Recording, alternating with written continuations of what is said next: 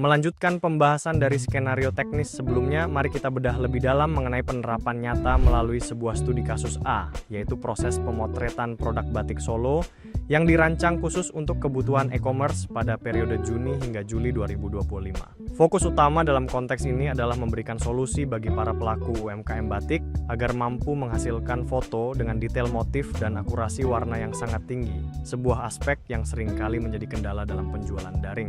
Penting bagi kita untuk memahami konteks industri ini, di mana berbagai platform marketplace besar seperti Shopee telah memberikan standar rekomendasi penggunaan rasio foto 1 berbanding 1 dengan resolusi minimal 1024 x 1024 piksel agar tampilan toko terlihat profesional dan konsisten.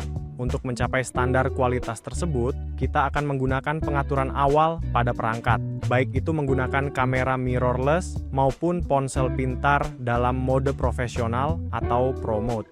Langkah pertama yang sangat krusial adalah mengatur white balance pada posisi daylight dengan suhu warna di kisaran 5.500 hingga 6.000 Kelvin guna memastikan bahwa warna kain yang tertangkap sensor tidak meleset dari warna aslinya. Dari sisi optik, jika Anda menggunakan kamera dengan lensa kit, gunakanlah bukaan lensa atau aperture di angka f5.6.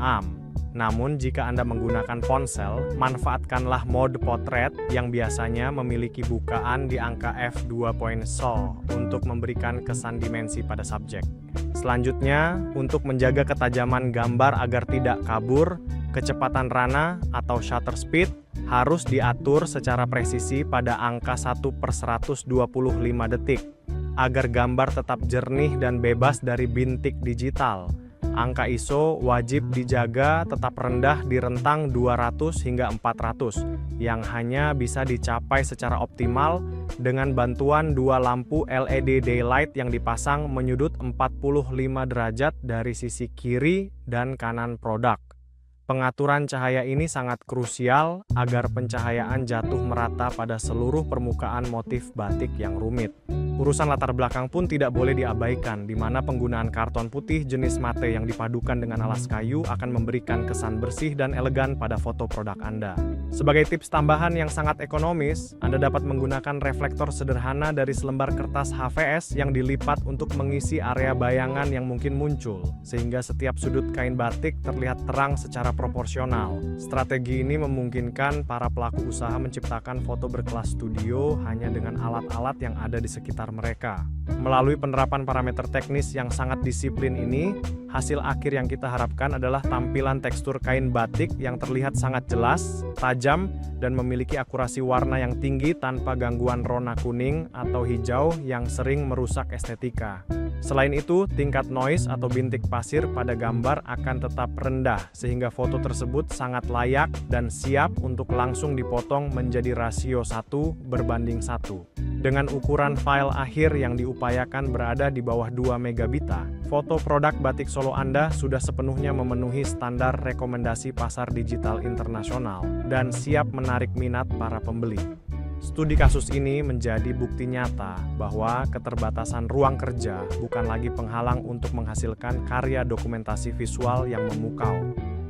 Dengan penguasaan teknis yang tepat pada kamera dan pencahayaan, produk lokal seperti batik mampu tampil dengan daya saing yang setara dengan produk bermerek besar di kancah global. Memasuki slide berikutnya, kita akan membedah kasus B, yaitu tantangan memotret street food di Pasar Malam Yogyakarta yang dilakukan pada periode Oktober hingga Desember 2024.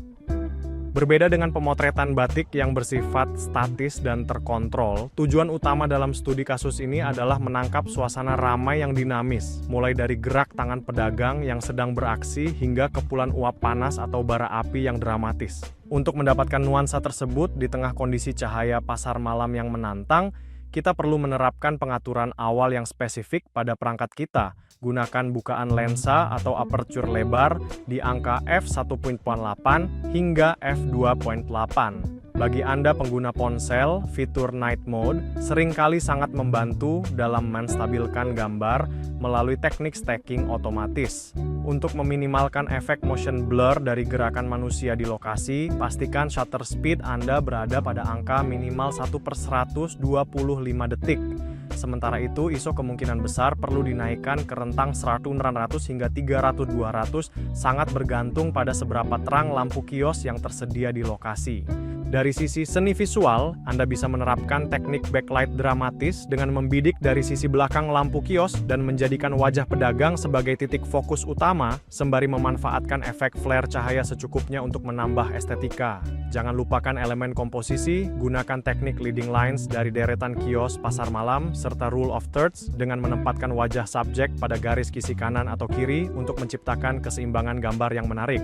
Dalam menghadapi masalah umum seperti tingginya tingkat noise, solusi terbaik adalah mengaktifkan fitur pengurangan noise atau NR ringan saat proses penyuntingan, atau jauh lebih baik lagi jika Anda membawa lampu LED kecil tambahan untuk dipasang pada perangkat daripada terus menaikkan angka ISO. Selain itu, jika hasil foto terlihat terlalu oranye akibat lampu jalan, Anda bisa mengatasinya dengan mengubah setelan white balance ke mode tungsten atau incandescent, atau cukup dengan menggeser temperatur warna pada aplikasi editor foto Anda. Melalui pendekatan teknis yang matang ini, dokumentasi budaya kuliner lokal kita akan tampil jauh lebih hidup dan bercerita.